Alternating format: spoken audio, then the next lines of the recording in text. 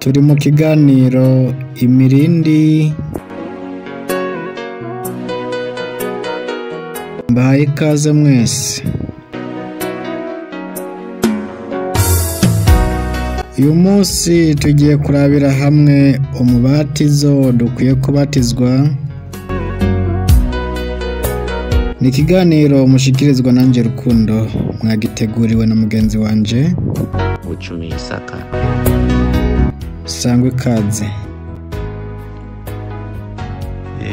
Rero reka ndabahe kaze kandi abo tugiye kugira ngo dushobore kwigira hamwe iki cigwa c'inkoramutima. Bifise umutwe uvuga ngo umubatizo w'ukuri dukwiye kubatizwamwo. Umubatizo w'ukuri dukwiye kubatizwamwo.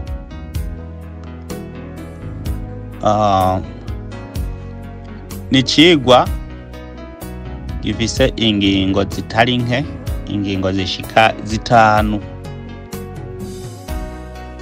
Ni cigwa gifise ingingo zitanu, dukenera kwiga neza izo ngingo, hanyuma zikaduha kumenya iby'umubatizo ukuntu bimeze. Giteguwe iki cigwa kubera imibatizo twabatijwe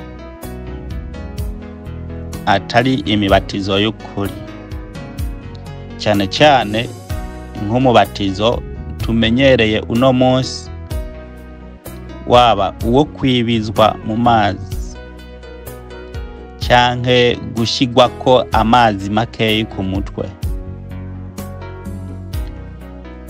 Iyo mibatizo twayibatijwe dukubiswe.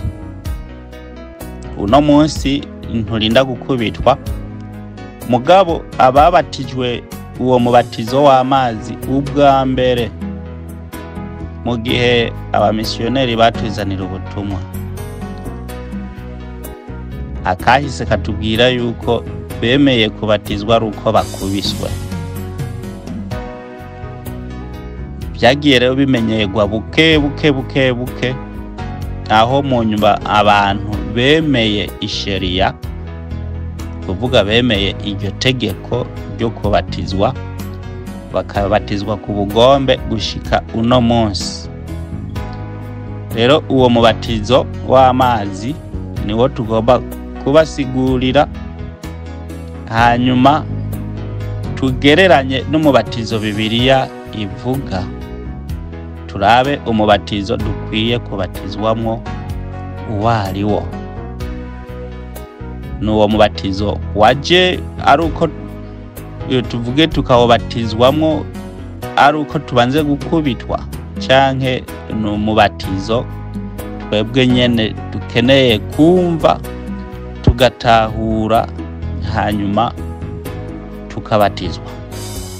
Ibyo byose biri muri iki cigwa citiriwe umubatizo w'ukuri dukwiriye kubatizwamwo. Iki cigwa cacu nkuko twavyanditse aho hejuru, ni cigwa gifise ingingo zitanu. Imibatizo hariho izo ngingo nkuko nazivuze zingana.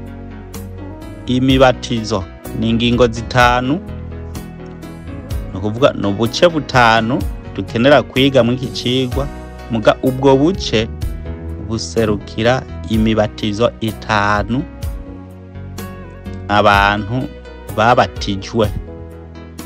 Kiretse ko gusa uno munsi hari umubatizo batabatiza muri izi mbatizo zitanu, ariko umenga hariho amasengero amwe abikora mu kubatiza. Umubatizo wa nyuma witwa ngo umubatizo w'umuriro. Si benshi barabatiza mu muriro, mugabo amatwi adusumira hariho amadini amwe amaze kubigira mu kubatiza mu muriro, bagacana umuriro ahantu hama bakawusimba, uwusimbye akaba batijwe. ariko ibi ndabivuze nabyumvise uko sindabikwirikirana, kumbure ngira ngo ngiye no kubikwirikirana mu kubatizwa mu muriro. Mugabo ingingo ya mbere cyangwa umubatizo wa mbere tugomba kwiga ni umubatizo wa Mose. Hanyuma ingingo igira kabiri ari wo mubatizo ugira kabiri uvugwa na Bibiliya ni umubatizo wa Yohana. Hanyuma ingingo igira gatatu ari wo mubatizo ugira gatatu ni umubatizo wa Yesu. Hanyuma ingingo igira kane ari wo mubatizo ugira kane ni umubatizo wa mpwemu. Hanyuma ingingo igira gatanu ari wo mubatizo ugira gatanu bivugwa ngo canke wanditswe muri Bibiliya uvuga yuko abantu bakeneye kuzobatizwa mu mpwemu ndetse bakabatizwa no mu muriro. Rero umuriro ni umubatizo wa nyuma abantu bakeneye kubatizwamwo, nawo tukazowiga ni umubatizo ubwoko ki uwo muriro. Ubw'ivyo rero nkuko nama ndabivuga, ntimunkwirikire ahubwo munkwirikirane kugira ngo dushobore kurabira hamwe ibi bintu bijyanye n'iyi mibatizo uko yagiye ibatizwa, hama natwe dutoremwo umubatizo dukwiye kubatizwa. N'imiburiburi ngira ngo twobatizwa mu muriro, kuko twebwe turabo inyuma, kuko mu muriro niwo mubatizo wa nyuma.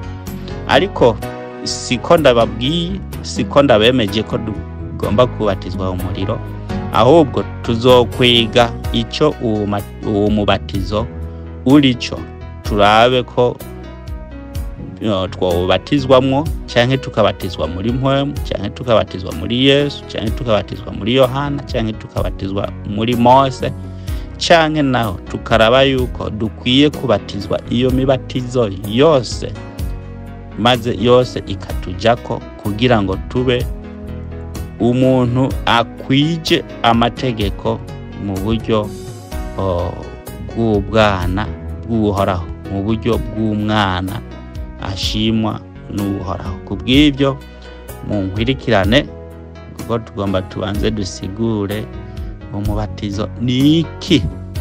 Umubatizo ni iki? Aha hejuru nanditse nti umubatizo ni iki? Umubatizo ni iki? Imbere yuko ntanga inyishu y'icyo umubatizo kirico, nagomba tubanze tuje mw'iri jambo kubatizwa canke kubatiza. Mwibuke iri jambo umubatizo, kubatiza, kubatizwa ni Kirundi.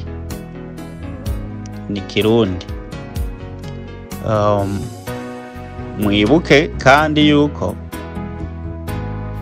iri jambo ikirundi ni jambo rishasha. Ijambo rishasha rije vuba mu gihe cy'ubutumwa, kuko kera tutari turifise. Mugabo rimaze kuza, ico kirundi cyaryo kica kirafondwa, cyaciye gifondwa gishigwaho. Mugabo umwimerere w'iri jambo si n'igiheburayo, kiretse yuko ari ururimi rw'Abagiriki n'Abaratini, cyane cyane rw'Ikigereki. Mu giheburayo ntushobora kurironkayo rivuga kubatizwa canke uko tubivuga umubatizo, kiretse ko rivuye mw'iryo jambo ry'Ikigiriki baptizo. ni baptizo. Iyo baptizo niyo rero natwe twaciye tuza kuvuga yuko ari kubatizwa. Baptizo bisigura hariya mu Bagiriki ko ari ukwinika mu mazi, ukafata ikintu ukacinika, yaba ikintu cinitse uba ugize baptizo.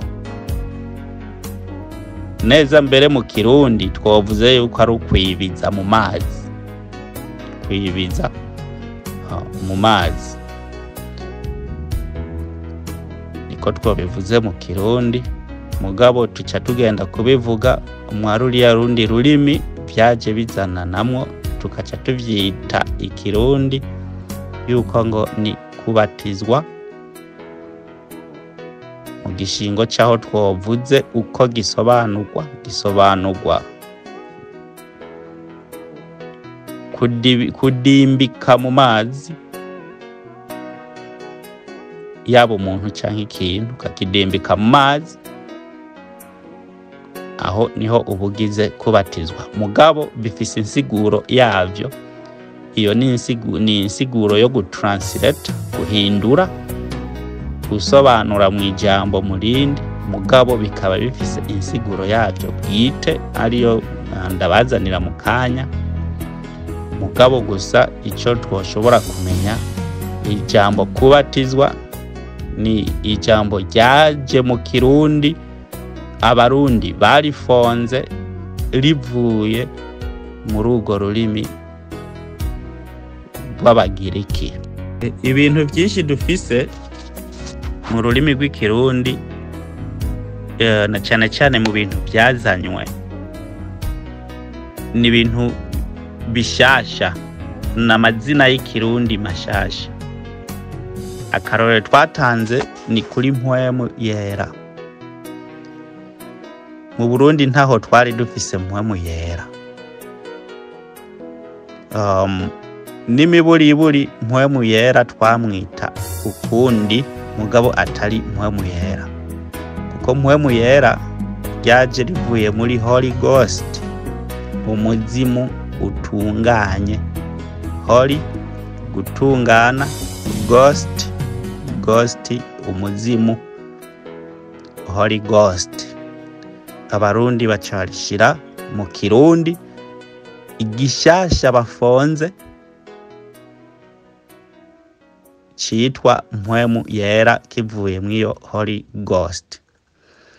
Mu Burundi twari dusanzwe dufise ico twokwita mpwemu yera mu Burundi citwa inyabusorongo. Mwibuke abamisiyoneri basanze twisengera, basanze dusenga, twasenga Imana. Mu Burundi ikintu twasenga, abamisiyoneri basanze twisengera Imana, hanyuma tugaserukirwa canke tugatuma amasengesho yacu tukayatuma kiranga uwaturangira Imana.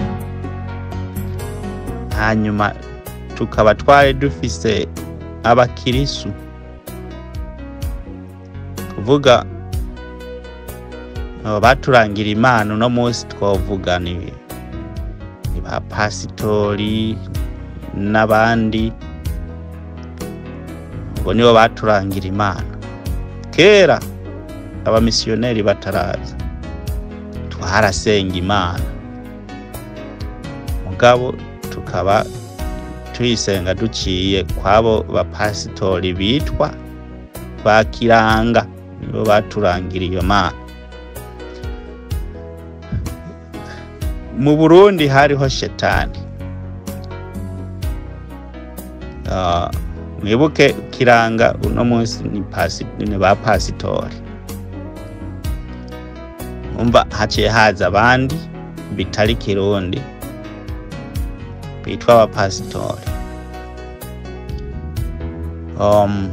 Imana niyo bagumijeho, yoyo bayigumijeho yasengwa n'abarundi ba kera, kuvuga Imana yari isanzwe ihari, uwaduserukira yatumwa n'Imana nabo bapasitori bitwa bakiranga. Hanyuma kandi twari dufise mpwemu yera. Mpwemu yera ntiyitwa mpwemu yera ico gihe, yitwa Nyabusorongo. Nyabusorongo yaravuga, abantu bakavugishwa, canke Nyabusorongo akavuga ibivuye ku Mana. Gusa papa yarigeze gukubita Nyabusorongo, kuko Nyabusorongo yakunda kuvuga mw'ijoro. Nuko iyo story itoja mu cigwa, ababwira ukuntu papa yakubise Nyabusorongo, niwe yaduhaye iyo nkuru nimba atatubeshe. Turumvise twari dufise mpwemu yera wacu, mpwemu yera ataraza, mpwemu wacu yitwa Nyabusorongo, uwo niwe yasorongora. Hanyuma kandi twari dufise shetani mu Burundi. Shetani naco si Kirundi. Shetani ni izo ndimi z'Abagiriki nye niyo ziva.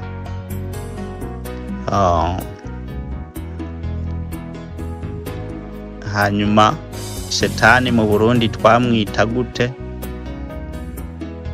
Twamwita guba gwa bigata. Abamisiyoneri bataraza, twebwe twari dufise uwo twita shetani yitwa guba. Umuntu akubwiye ati nahuye na guba gwa bigata, cyushira mu mutwe yuko ari shetani uno munsi mwahuye. Kuvuga inzego zose zari zikwiye mu Burundi. Twari dufise kandi n'abakirisu mu Burundi kera, abamisiyoneri bataraza. Abakirisu twari dufise mu Burundi bitwa ibishegu. Uri umukirisu w'ukuri mu Burundi muri iki gihe cyo ca guba gwa bigata, muri iki gihe c'Imana, muri iki gihe c'aba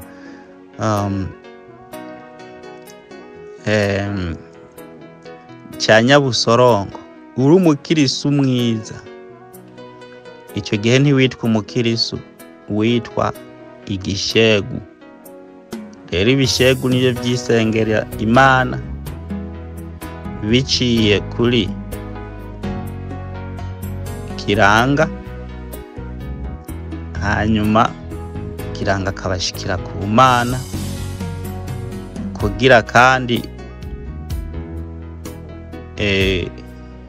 iyo Mana iturinde guba gwa bigata. Hanyuma ikaba ifise na mpwemu wayo yitwa Nyabusorongo. Rero ibyo byose ubukristo bumaze kuza byaciye bihinduka. No munsi dufise Imana ntiyahindutse mu Burundi. Nyabusorongo yarahindutse, niwe mpwemu yera. Hanyuma kiranga barahinduka, harimo n'abagore babakiranga babanyakiranga baranga Imana, abo barazwi.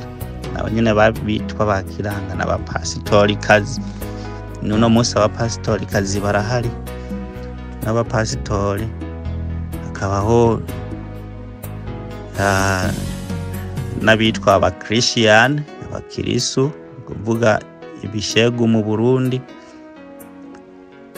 Aha igituma ndiko mvuga bino, ndiko mvuga ndabivuga kubera amajambo mashasha twagiye translate canke tuya interpret canke tuyahindura mu rurimi rw'iwacu, tukayaronderera indimi z'iwacu kandi atari iby'iwacu ivyo bintu. Ndiko ndabivuga kubera izina kubatizwa si Kirundi, ni ikirundi cyafonzwe bivanye n'iryo jambo baptizo y'ikigiriki maze riraza nk'uko tutari tuzi izina Yesu mu Burundi Yesu ntiribayo, si kirundi, si icyari cyo cyose kiretse ko biva iyo mu Bugiriki, nubwo bagiye kubishushanya na Yoshua wo muri Bibiliya. Mugabo Yesu umva mu Burundi n'imiburiburi twomwita umukiza, kuko nico bisobanura. Twomwita bivanye n'insobanura umukiza, mugabo twara bihevye ivyo vy'umukiza mu Kirundi tuca dushima gukoresha ikigiriki. Ico kigiriki tuca tukizana yuko ari ikirundi. Nuno munsi umurundi umubwiye Yesu aca mumenya neza yuko uvuze Yesu nyene, kandi yuko ico ari kirundi. Hanyuma Jesus akaba ari icongereza, hama Jesus kikaba ari igifaransa, ibintu nk'ivyo. Mugabo ntibamenye yuko na Yesu atari ikirundi, ari ikintu c'ikizanano n'ubukoroni twazaniwe. Co kimwe n'iri jambo kubatizwa nuko ndakibabwiye iyo cyavuye naco si ikirundi, ahubwo ni ururimi rw'Abagiriki. Rero nk'uko nariko mvuga nti ijambo canke izina, reka tubyite ijambo umubatizo, yuko ari ijambo twarondereye ikirundi, mugabo atari ikirundi, ahubwo ari izina cyangwa ari ijambo nzanano, ijambo rishasha ryaje tukaca turondera izina ryaco canke izina ryaryo.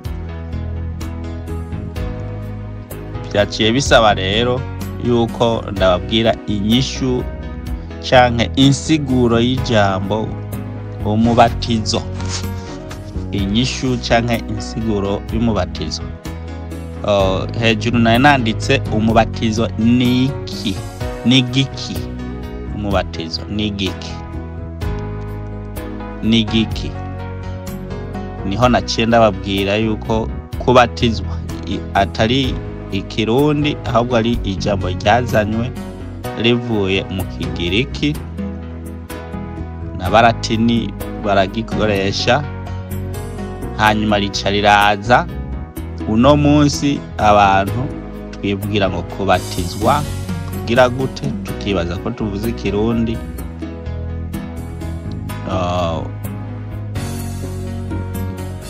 Mugabo atari ikirundi, ahubwo ari urwo rurimi rwo hirya. Rero kubatizwa ni iki, umubatizo ni iki, ryavuye yo mu Bagiriki. None insiguro yayo, inyishu yaryo y'iryo jambo ni iki? Twitabaze iyi nyandiko. Siniriwe ndaja kure cyane mu kurondera iyo ryazananye n'ibindi, no kurondera insiguro y'iryo jambo kubatizwa. Gusa hano bavuga ngo ico umubatizo kirico. Mu Cyongereza bavuga ngo it must be understood that baptism is an outward proclamation of an inward conversion. In other words, baptism is a ceremonial act undertaken after a person accepts Jesus Christ as his Lord and Savior. Ni imvugo y'umuntu uko yari kavuga ukuntu abitahura ivyari byo kubatizwa. Mugabo ari kavuga neza yuko umubatizo ni igikorwa cerekanirwa hanze mugabo ari ikintu cyakorekeye imbere mu muntu mu buryo bwo guhinduka. Igikorwa kibonekera hanze ni ikintu werekana mugabo kivuye muri wewe mu kwerekana yuko wahindutse. Conversion, inward conversion. Kubatizwa ni inward conversion, ni cyerekana yuko wahindutse, ni cyerekana yuko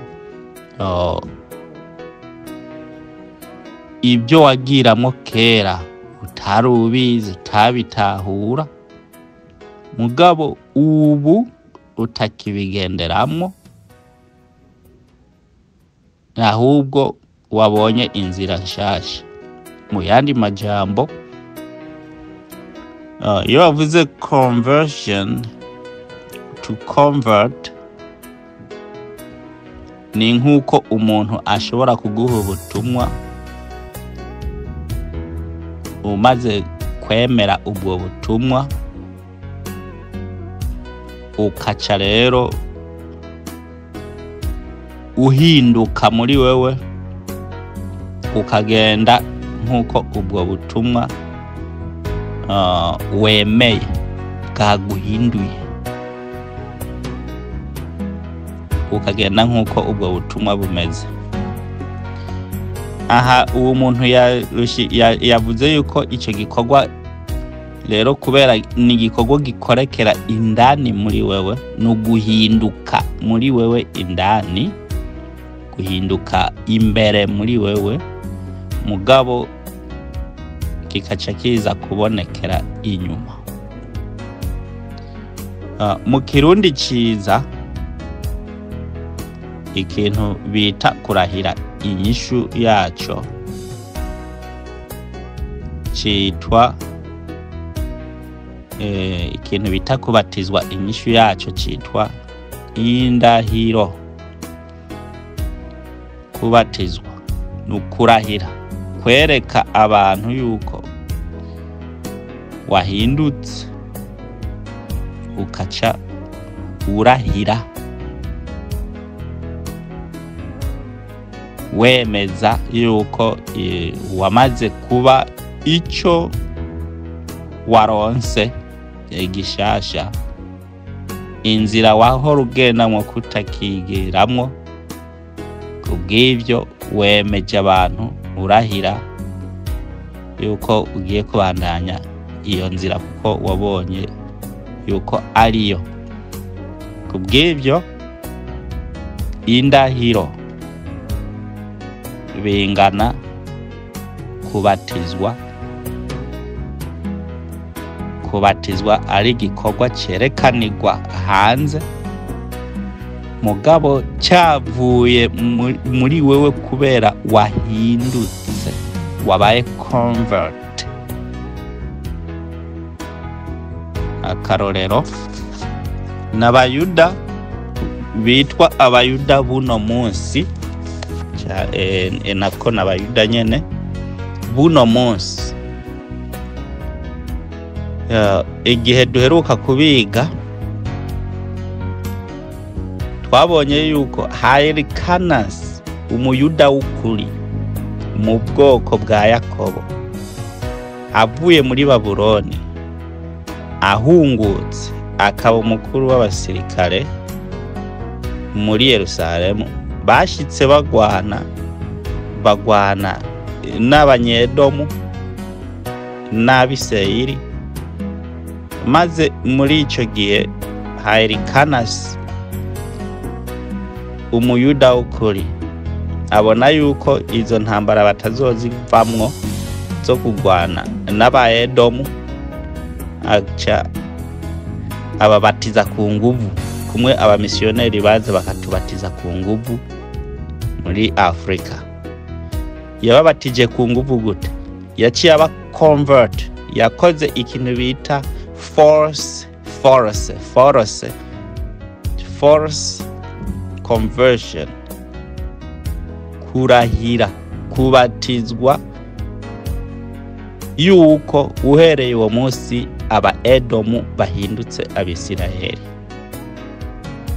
Yabarahije, yababatije ku nguvu yuko bategerezwa kuba Abisirayeli kandi arabo mu muryango wo kwa Esawu, kuko Abisirayeli nabo kwa Yakobo. Yakobo niwe yiswe Isirayeli, abamwamutse ko bose bitwa Abisirayeli.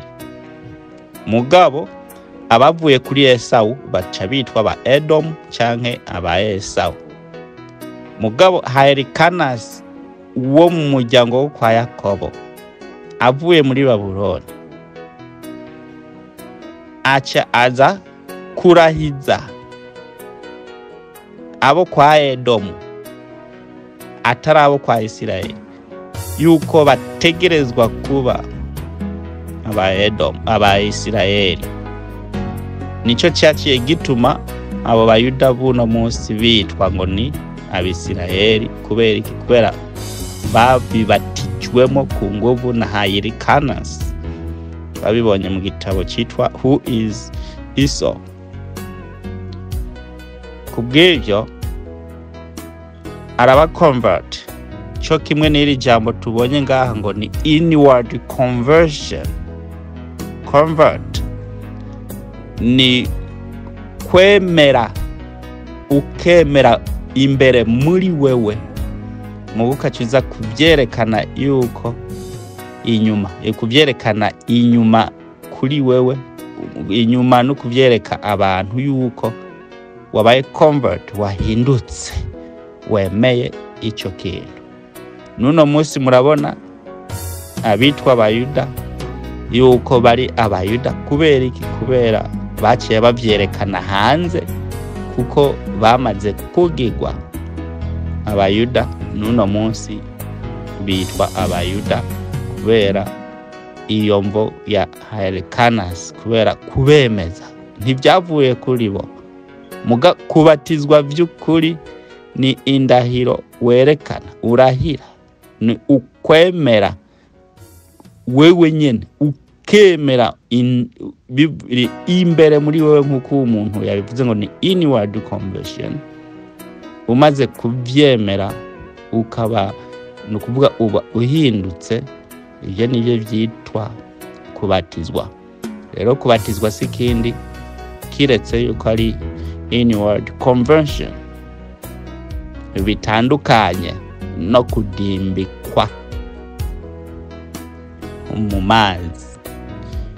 Tuzobibona yuko bitandukanye no kwinikwa ku mubatizo wa Yohana, bitaye ko turavye n'akahise k'ibyo byo kubatizwa. Turabe yuko tuzobibona muri kahise mu buvugishwa. Ibyo tuzobona mu buvugishwa nibyo bizoca bitwemeza aya majambo niko ndababwira. Kubw'ibyo inyishu y'ijambo kubatizwa ni kurahira yuko wahindutse,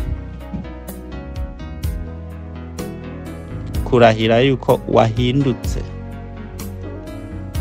inzira wahora ugiramwo atariyo ukigiramwo, ubu uri uwundi bivanye n'icyaguhinduye. Uwo mwanya nawo ukaba ari umwanya wo kugira ngo rero dushobore kwigira hamwe ingingo ya mbere y'ijambo umubatizo. Ingingo ya mbere ivuga ngo umubatizo wa Mose. Uwo mubatizo wa Mose nta handi tubikura kiretse mu ijambo ry'icete Paulo yandikiye Abikorinto. Paulo yanditse icete cya mbere acandikiye Abisirayeli bahungiye, bashwiragiriye mu za Korinto, igice c'10. Bikorinto ba mbere 10 ku murongo wa mbere gushika kuri 3 havuga ngo, kuvuga iki gisomwa kitwereka ukuntu Mose, hariho abantu babatijwe muri Mose. Umubatizo wa Mose, bakabatizwa muri Mose. Aravuga ngo bene data, shishaka ko mutamenya yuko basogokuruza bose bari munsi ya ca gicu, kandi yuko bose baciye mu kiyaga cigabanije, bose bakabatizwa muri ico gicu no muri ico kiyaga, bagategekwa na Mose. Uze kugisoma mu Kirundi. Kuri uwo murongo ugira kabiri, aba banyarwanda bawusiguye nabi. Hariho akajambo batasizemwo, akajambo kavuga ngo babatizwa muri Mose. Babatijwe muri Mose ntako basizemwo. Mu birabe mu Kirundi, aha hepfo mu murongo w'icongereza birimwo. Abikorinto ba mbere 10:2 mu congereza havuga ngo and were all baptized unto Moses in the cloud and in the sea. Bisobanurwa ngo abo basokuru bose bacu bose babatijwe muri Mose, babatirizwa. Mose ababatiriza mu bicu, yongera kandi ababatiriza mu mazi. Hano ndahasiguye ntarasoma hepfo. Icyatumye nzana iki cigwa no kugira ngo turabe ujya mu batizo w'amazi. Umubatizo Yohana yabatirije wo muri Yorodani. Intumbero nyamukuru no kubereka yo kujya mu batizo mubatizwa mu mazi mudimbitswe. Ujya mu batizo siwo. Ngomba kubibereka nkoresheje kino cigwa. Akarorero hano tubonye yuko ababatijwe muri Mose babatirijwe mu bicu, bakongera kandi bakabatirizwa hehe? Mu mazi, mu kiyaga. Mwibuke nta hantu hari umurongo werekana ko Mose yigeze adimbika abantu mu mazi, yibiza abantu mu mazi. Niyo ntumbero tugomba kwiga kugira ngo turabe neza imigenzo twazaniwe yuko ariyo. Mu kuraba iyo migenzo rero, wakiriye nka bya bindi twagiye twakira umubatizo, mpwemu yera, Yesu, Imana, ukabyakira ukabifata uko nyene, uzosanga uri gukora ugenda mu makosa. Mugabisaba wisomere canke uronka umwigisha abikwigisha mu buryo bw'ukuri. Kubw'ibyo amajambo muze muyafate, kuko azotubera urufunguruzo rwo kubereka Yorodani byagenze gute kugira Yohana ababatize mu mazi, dukoresheje buno burorero bwa kera. Mose yoba yarabatije mu mazi, hano ko twumvise ko babatirijwe muri Mose, akababatiza mu mazi ndetse akababatiza no mu bicu. Mbega ibyo byarashitse. Hepfo haca habandanya hasigura ibi bintu bivuzwe hejuru. Abikorinto ba mbere 10:3 bose basangira byo kurya by'umwuka, kuvuga ibi byo kurya bya mpwemu na byo kunywa bya mpwemu. Uwo murongo wa 3 ni ucuza gusigura babatijwe mu buryo buki. Muri Mose babatijwe mu buryo buki. Ukubatizwa mu kiyaga kigabanije, noneho cyari kigabanije, ntiyabadimbitse. Mugabo babatijwe umwo bakongera bakabatizwa no mu bicu. Insiguro yabyo kwari ugusangira ibyo kurya bya mpwemu no kurya ibyo no kunywa ibyo kunywa bya mpwemu. Muri makeyi umubatizo wa Mose murazi ubutumwa yavuze. Hinge ndabereka ibyo kurya yabasangije igihe bajabuka izo nzuzi n'igihe baca mw'ibyo bicu. Turabe ibyo yagiye abasangiza, niho tuca tumenya umubatizo wa Mose umubatizo bwoko ki. Umubatizo wa Mose wari uno hano ivugururwa, ni ukuvuga gusubira mu byagezwe 2:7 kuri 2:6. Mubishatse mu bisomo muhereye hejuru. Uko yababatije abiwe Mose, uko yababatije akababatiza bari mu kiyaga, akongera akababatiza bari mu bicu canke mu gicu.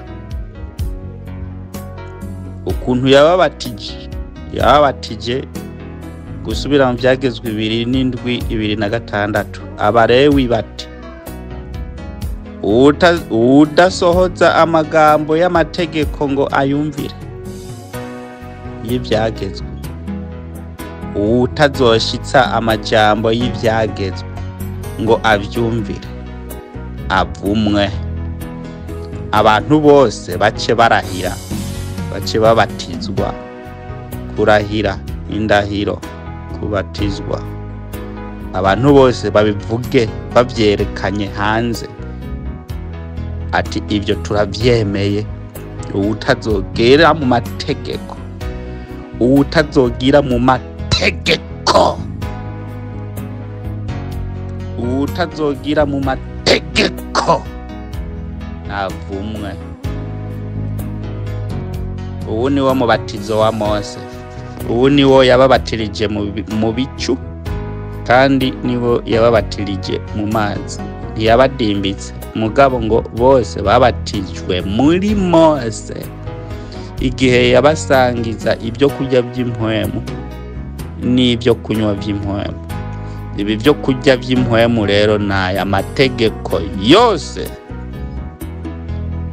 No kuvuga ubu ni wo mubatizo wa mbere uboneka muri Bibiliya, n'umubatizo wa Mose. Ngejeje hano tuzobandanya twige umubatizo wa Yohana. Yohana nawo yabatije umubatizo umeze ngwiki. Mbega yaribije abantu mu mazi cyange byagenze gute? Byose tuzobihabwa n'uwo mpwemu twahawe, mpwemu w'Uhoraho, ari we jambo ry'Uhoraho. Niwe agomba kudusigurira byose, kandi muze mutega amatwi icyo ijambo ry'Uhoraho rivuga cyangwa icyo mpwemu w'Uhoraho avuga. Nizere yuko niyo twabyumvirana umwete, tukabyumvirana umwete no gushaka, tuzobishobora kuko ntibigoye.